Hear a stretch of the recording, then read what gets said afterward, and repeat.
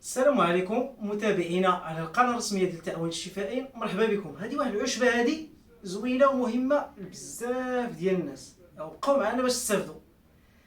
هاد العشبه هذه غادي نحاولوا نديروا فيها واحد شويه، لان هاد البراد سخون.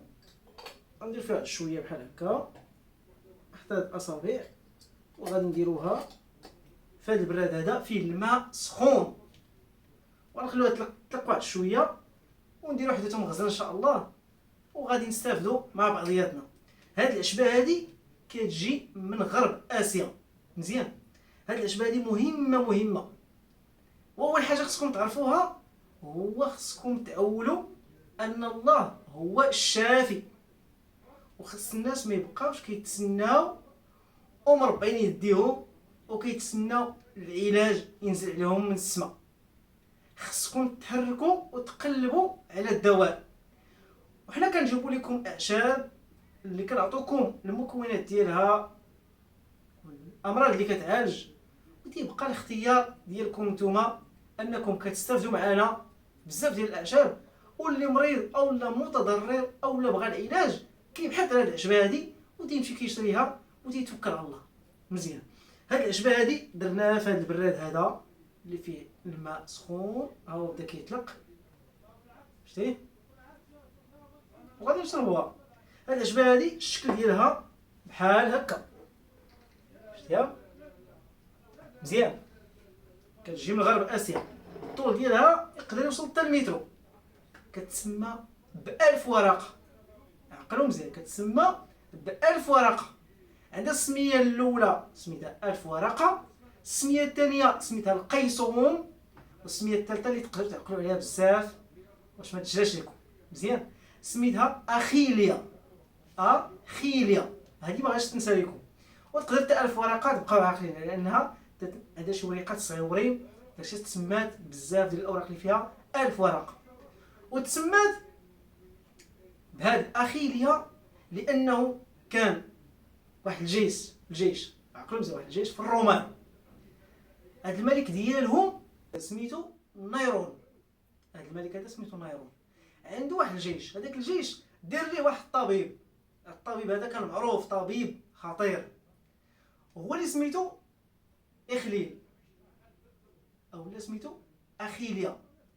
هي ديك الماده اللي كاينه في هاد الاخيليا سميتها اخيليا، داكشي عطاتها الاسم هذا ديال اخيليا. اما هو اسم ديالو سميتو اخليل. مزيان، هو اللي كان كيداوي بها في هذاك الجيش الا كان غادي بيغزو شي منطقه ولا كانت شي مناوره سميتو، كان كيهز مع هاد العشبه هادي وتيديها معاه. هاد العشبه هادي كانت مهمه في هذاك الزمن، ودابا الحمد لله داروا عليها دراسات، والحمد لله تبتوا هذوك التجارب اللي كان كيدير هذاك في هذاك الجيش، هذاك الطبيب عطات المفعول ديالها، وتبتت التجارب انها داك الشيء اللي كان كيدير هذاك الطبيب يعني 100%. هاد العشبه هادي اول حاجه عقلوا مزيان، اول حاجه كتحبس النزيف.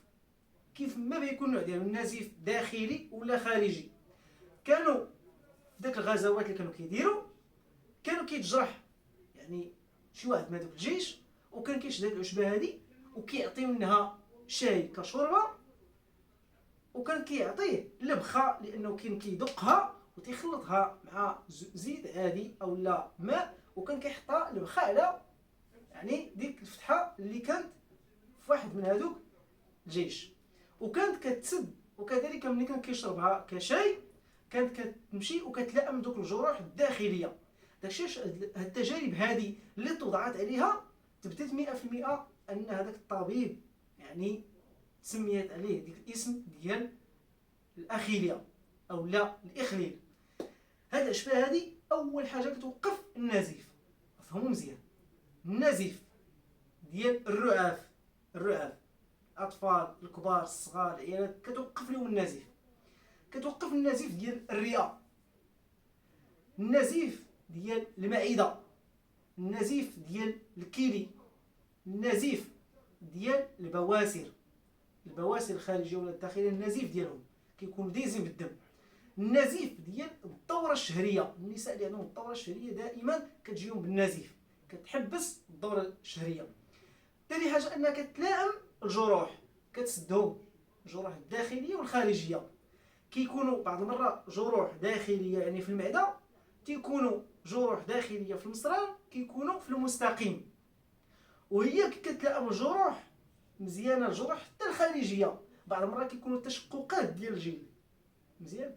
وكيكونوا بعض المرات النساء اللي عندهم دوك الحلمات ديال الصدر ديالهم كيتفتحوا بمجرد ما كتشربها المراه كشاي 3 ايام 4 ايام الجلد كيتجدى كيتلائموا الجروح. هذه هي الدور اللي كتقوم به هاد النبته هذه. هاد النبته هذه مهمه للناس اللي عندهم مشكل ديال دوالي الخصيه، لان كي كدوز من هذوك العروقه، ملي كدوز من العروقه ديال الخصيه ديال الدوالي اللي كيكونوا دايرين على الخصيه، كتسرح هذيك العروقه وكتدوز هذاك الدم وكتحفز هذاك الدم المتراكم باش يولي سائل. هاد النبته هذه مهمه، كتلائم الجروح، كتسرع من داك الدم باش انه ما يبقاش في ديك الخصيه، في الدوالي ديال الخصيه. ومزيانه الناس اللي عندهم جروح خارجيه او لا داخليه في الجسم. الطريقه ديال الاستعمال ديالها سهله وبسيطه. كناخذوا 3 اصابع كنحطوهم في الماء نخلوهم حتى يولوا يعني يتحللوا ويعطونا هذا النقيع، وكنبقاو نشربوا واحد الكاس بحال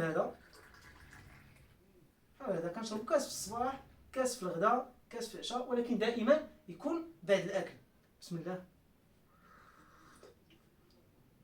واحد المذاق عجيب وزوين، وكنتمنى انكم تجربوها وتردوا علينا الاخبار ديالكم، لان الا دخلتوا قريتوا عليها تلقاو بزاف ديال الناس تعالجوا من بزاف ديال هاد المشاكل اللي ذكرنا لكم، خصوصا الناس اللي عندهم دوالي الخصيه، عندهم داك الدم مجموع على الخصيه في دوك العرق ما كيزيدش يطلع للفوق، كيبقى دائما متراكم تما، وتيولي عند هذاك المشكل ديال الحيوان المنوي كيموت داخل الخصيه بسبب ديك الحراره ديال داك الدم المتراكم في هذوك العروق. كنشكركم بزاف على المتابعه ديالكم. السلام عليكم ورحمه الله وبركاته.